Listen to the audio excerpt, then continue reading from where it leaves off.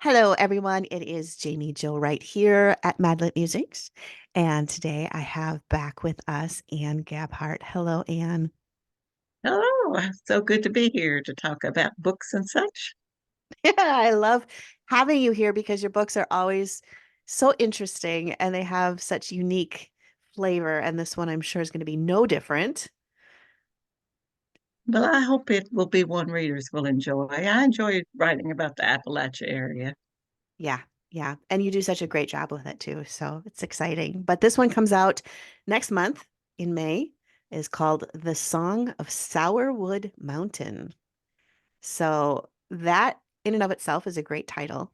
I really enjoy that title. And Sourwood Mountain sounds interesting to me. I'm not sure why.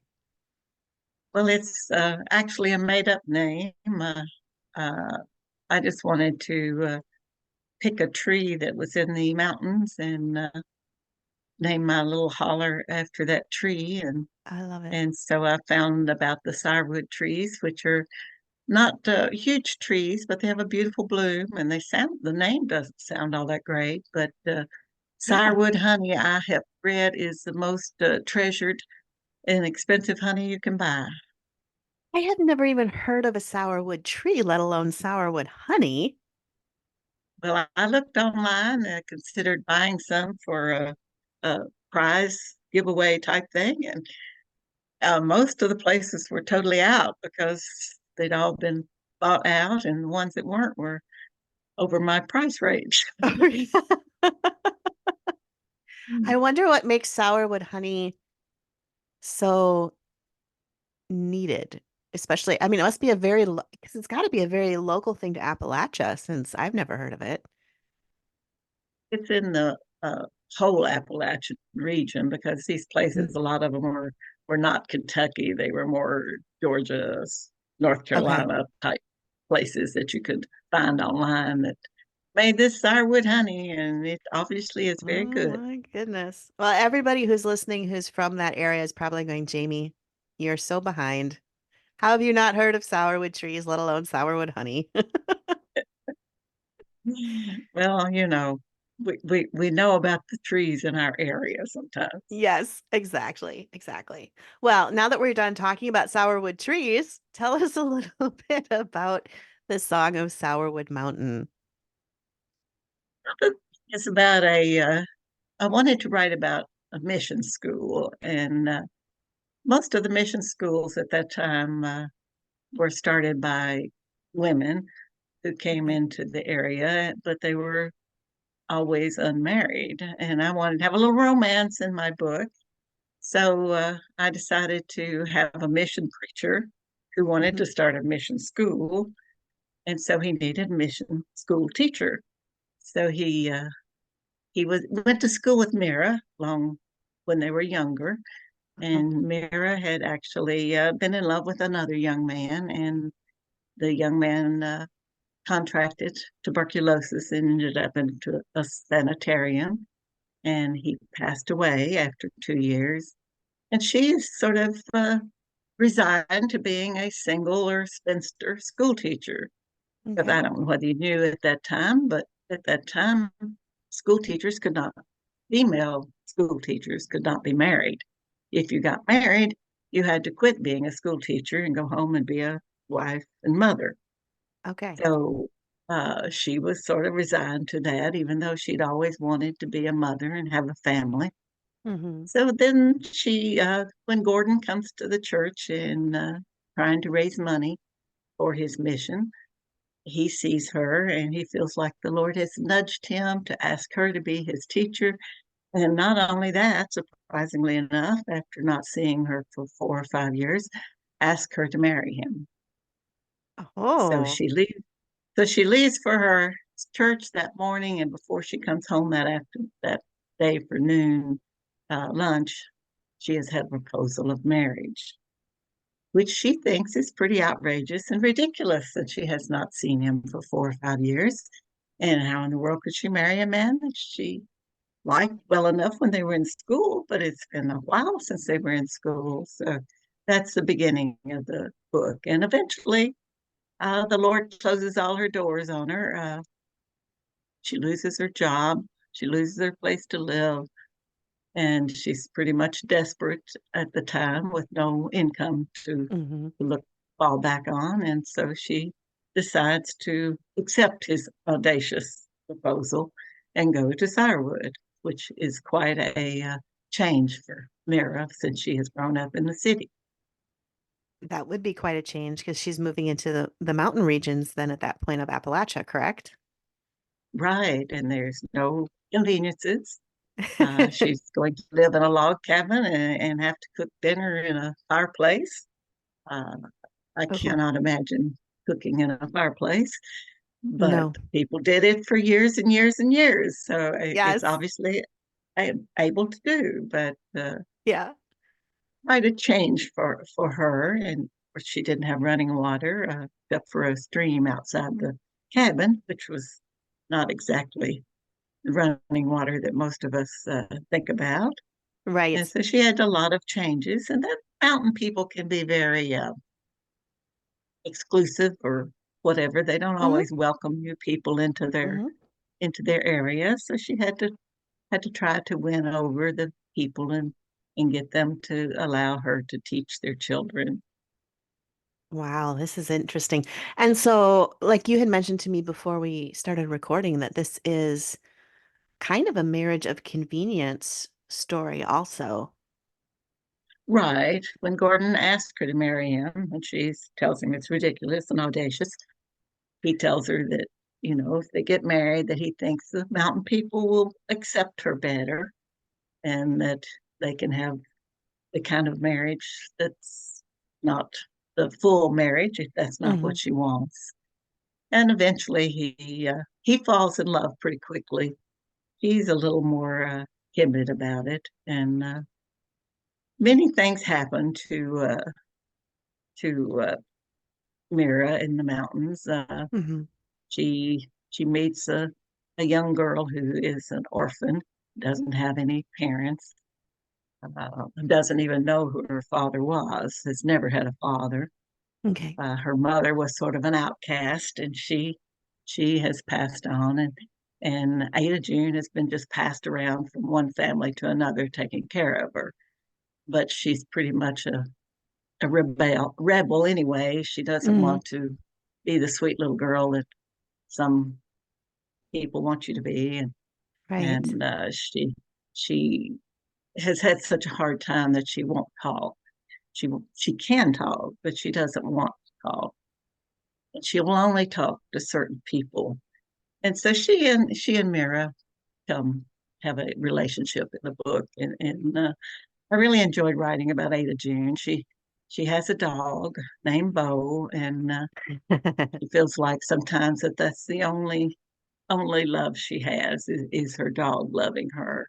Hmm. And she has quite an adventure with the dog and with Mira, and different things happen. Sounds so fun. I'm getting a little bit of I'm trying to remember her name, Marshall, Catherine Catherine Marshall Marshall. of Christie. A little bit of that vibe in the story from what you're saying.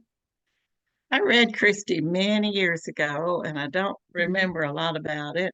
And I actually have it downloaded on my Kindle, but I did not read it because I didn't want it to Right. influence Yep. what I was writing. And I do remember enjoying it immensely when I did read it.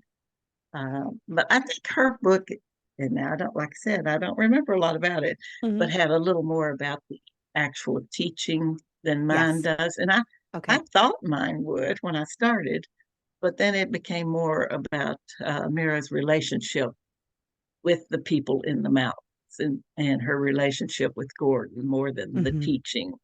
Hmm. We do go to school, and she does have school, but it's not as much about the teaching as I thought it would be when I started planning the book.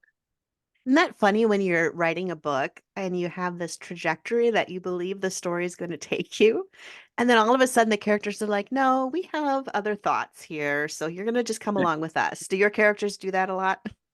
Well, unfortunately, and I don't quite have the same kind of characters that you have in some of your stories that take you into those interesting places, but they do. I do also have characters that just sort of show up, Yeah. just appear out of nowhere and take me in a little different direction. But I'm not a plotter. Okay. I'm not able to plot it all out. Hmm. So I sometimes wish I was a plotter so that I would know what happens next. Make it But easier sometimes. you'd think it would. But I don't then know. I plotters, think there's constraints, with plotting because then you feel like you have to stick to a certain path versus just letting it develop and unwind and unravel. But I think there's pros and cons to both. I think people just have to find their own style. And, Hmm. sometimes you just do the best you can. Right, right. But sometimes I think it would be good to know what happens next. Sometimes I have to wait and let my characters sort of lead me from one scene to the next scene, and that's sort of the Hmm. way this book was. Hmm. So I have a question. So with Appalachia, and I don't know if this is a stereotype or if it's actually authentic to the history of the area. But you have Gordon, who's a preacher, and they're going to a mission school. And a lot of times in books or movies, I see it represented where the people of the area, the locals, were very resistant to ministers and missions coming into their area. Now, is that true, or is that just a stereotype that I have in my head? It was according, I think, when in my research, I think it's according to what the preachers came in and tried to do. Okay. If they were respectful to the mountain area, to the mountain talents, generally, most of the mission schools were well received. It Okay. might have taken a little while, for Hmm. them to say, these brought in. That's what they called people from out of their area. They would call them brought in people, or Brought sometimes in people. fotched in, like fetched in. Botched Uh, in. Oh, I like that. so they would have to earn their place, I think. Sure. Yeah. And this, the Gordon is not a mountaineer either. He is a from a city as well, so has already been there for a while and been already accepted and had a church Okay. built.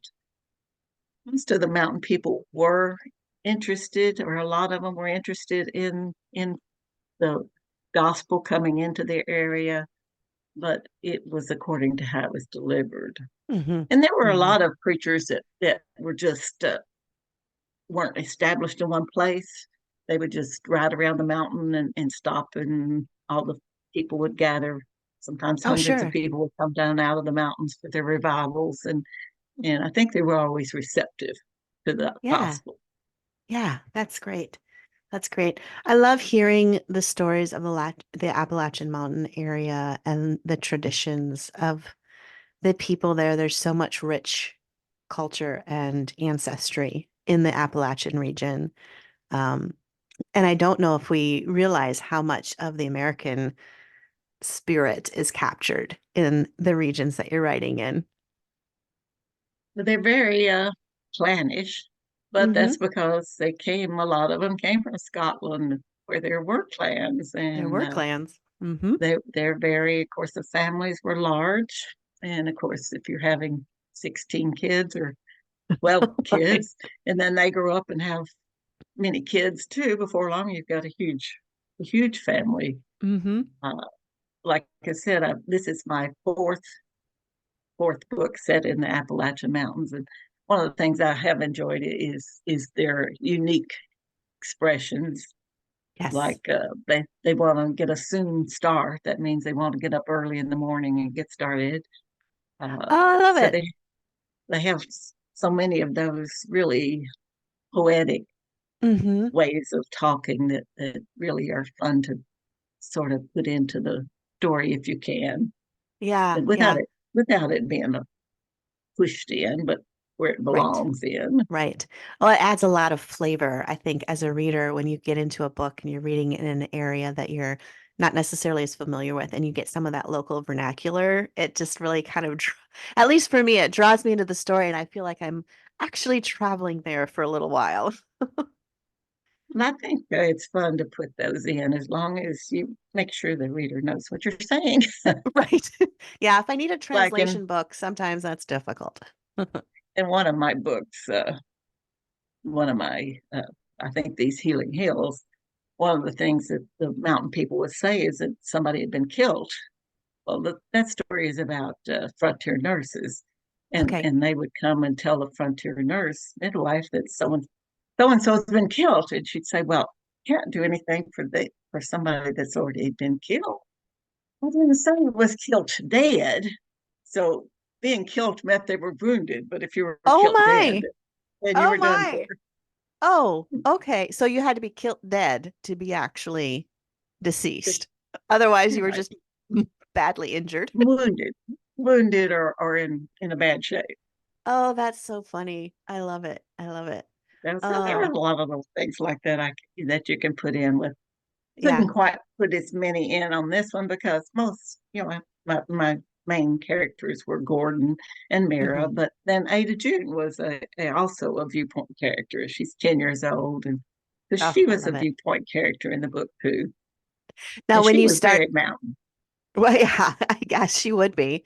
She would be. And when you started writing it, had you planned? I mean, I know you said you're not a plotter, but did Ada June just surprise you on the page, or did you kind of know she was coming along? Actually, I don't know. You get inspiration for books in so many different ways. Yeah. But for some reason, I came across the name Ada June. Actually, we have a prayer list in my church, Hmm. and we have a lady on it named Ada June. I don't know Ada June that's on our prayer list, but when I saw that name, I says I want a character named Ada June, and so I I love thought it. of my little 10-year-old orphan girl, and she became Ada Mm, June, and I always knew she would be in the story. I wasn't exactly okay. sure how she would end up relating. uh, she grew as I was writing, Yeah. with the problem with not wanting to talk, Yeah. and but she always wanted to read, and she was excited about having a teacher. She wanted to go to school and learn to read.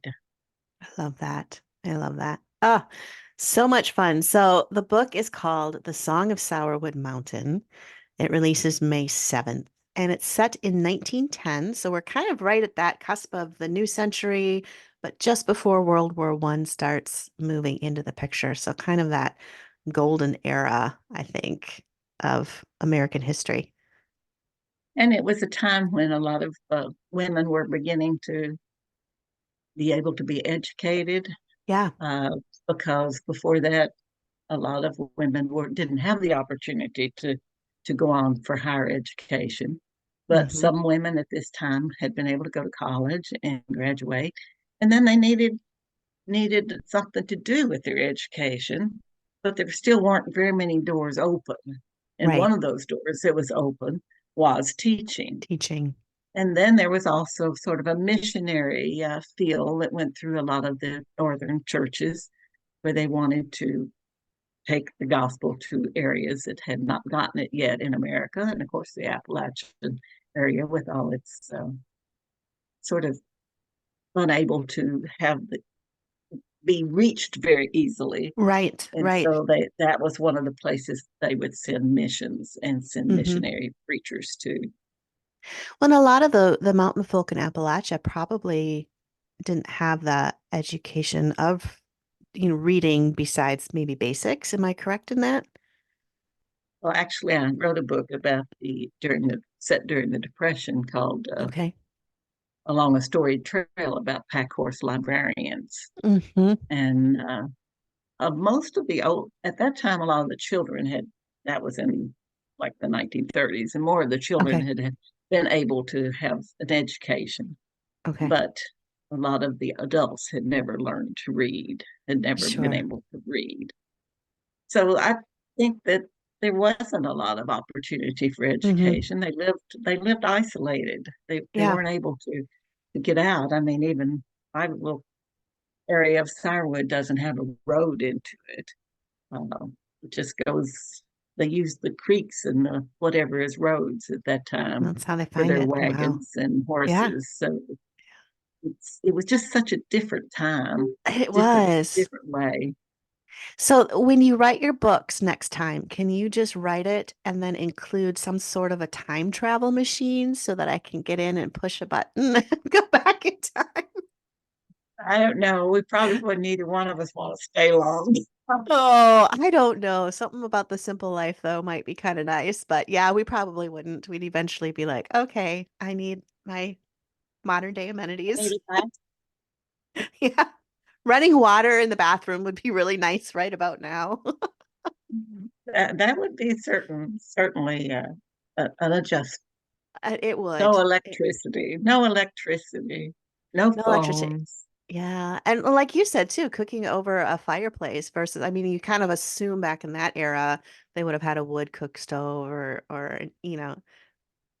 And some people did at that Okay. time, but in this area, most of the people didn't have enough money to buy Right. Yeah. a stove. Now the school did have a heating. I mean, like a hot-bellied stove that they Potbelly used stuff. Yeah. for heating the school, but they weren't cooking on that. But Right. it Right.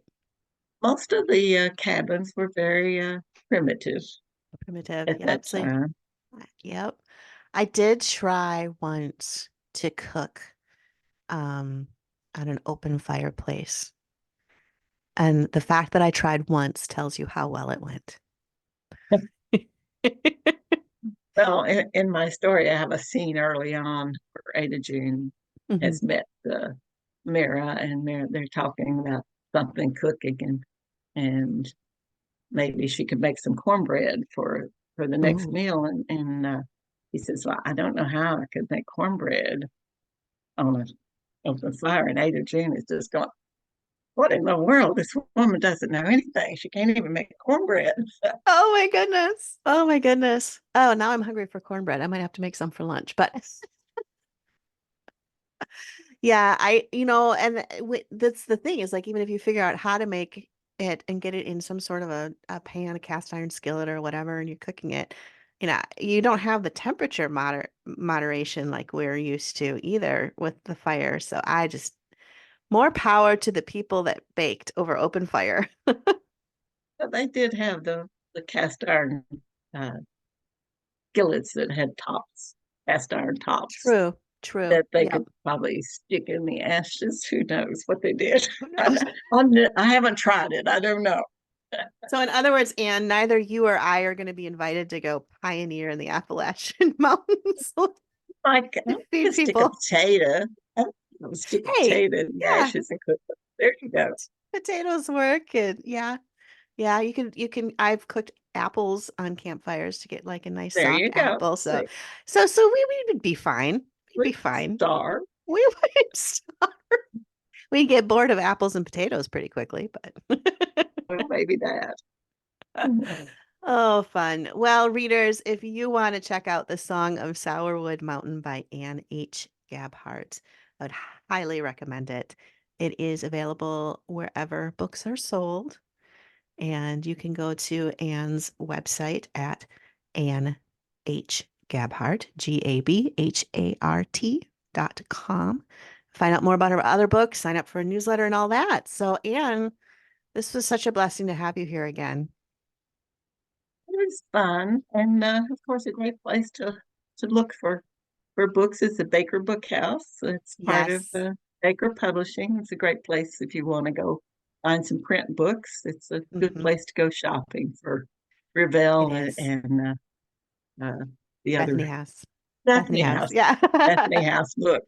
Yeah. That's No, right. that you're absolutely right. I love Baker Bookhouse and they give free shipping and 30% off any of And the a great discount for people that yeah. love to have the print books. Not everybody likes to have those electronic books. Some people want that print.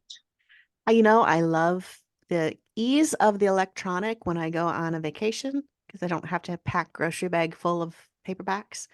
But there's something about a real book, a print book, There is.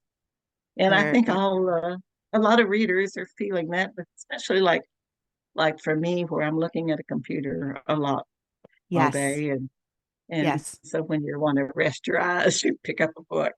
Exactly. Your eyes get tired otherwise. So it's definitely good. So And I hope that people would pick up one of ours. absolutely. So rush out right now. Get the Song of Sourwood Mountain. And if you ever decide to go online, try and find some sourwood honey because now I'm really curious. I want to try that someday. They say it's really good. I don't know. Around here we have clover honey or Hmm. different types, but I've never seen sourwood in the stores here. But I may still find some online and make it a prize in one of my newsletter giveaways. Oh, everybody sign up for a newsletter just for that slight chance that we might see some sourwood honey. There you go. All right. Thank you, Anne, for being with us today. Well, thank you for having me. I always have fun talking with you, James.